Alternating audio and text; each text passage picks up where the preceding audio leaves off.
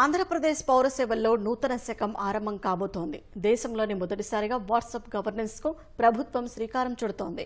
తొలి దశలో 161 సేవలు అందుబాటులోకి రానుండగా ఐటీ శాఖ మంత్రి లోకేష్ ఇవాళ లాంఛనంగా ప్రారంభిస్తారు. దీని ద్వారా పౌర సేవల్లో పారదర్శకత, వేగం, జవాబుదారీతనం పెరుగుతుందని ప్రభుత్వం వెల్లడించింది.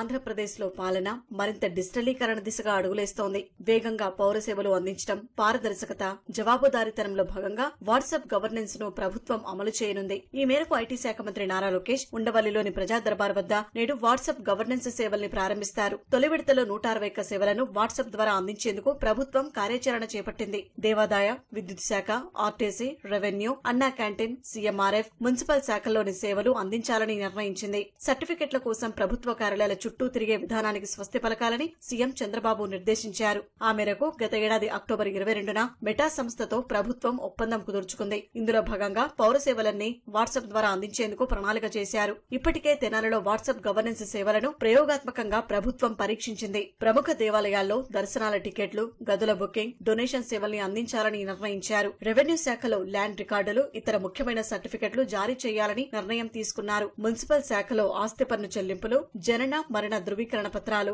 ట్రేడ్ లైసెన్సుల జారీకి నిర్ణయించారు. ఇతర శాఖల్లో యుటిలిటీ బిల్లులు, కరెంటు బిల్లుల వంటి సేవల్ని వాట్సాప్ పేమెంట్ వ్యవస్థ ద్వారా చెల్లింపులు చేసే అవకాశం ఉంది. రెండో విడతలో మరిన్ని పౌర సేవల్ని అందించాలని ప్రభుత్వం ప్రణాళిక చేసింది. భద్రతా ప్రమాణాల్లో భాగంగా వాట్సాప్ ఖాతాకు బ్లూటిక్ ఉండేలా ప్రభుత్వం ఒప్పందం చేసుకుంది. పౌరుల సమాచారం సైబర్ నేరగాళ్లకు చిక్కకుండా ఫోరెన్సిక్, సైబర్ సెక్యూరిటీ ఇచ్చేందుకు కూడా కార్యాచరణ చేపట్టారు. బ్లాక్ చైన్ సాంకేతికతతోనూ ఈ సేవలకు భద్రత కల్పించనున్నారు. సమాచార గోప్యత, వేగంగా సేవలు అందించేందుకు జనరేటివ్ ఆర్టిఫిషియల్ ఇంటెలిజెన్స్ ద్వారా వాట్సాప్ గవర్నెన్స్ వ్యవస్థను తీర్చిదిద్దారు.